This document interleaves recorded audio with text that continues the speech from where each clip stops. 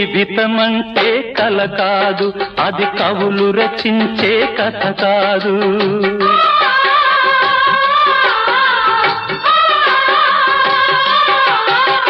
జీవితమంటే కల కాదు, అది కవులు రచించే కథ కాదు.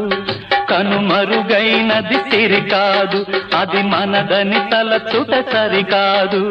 కుడి ఎడమైతే పొరపాటు లేదను నానుడి సత్యం కాదు, ఇది అందరికి అర్థం కాదు. ఓ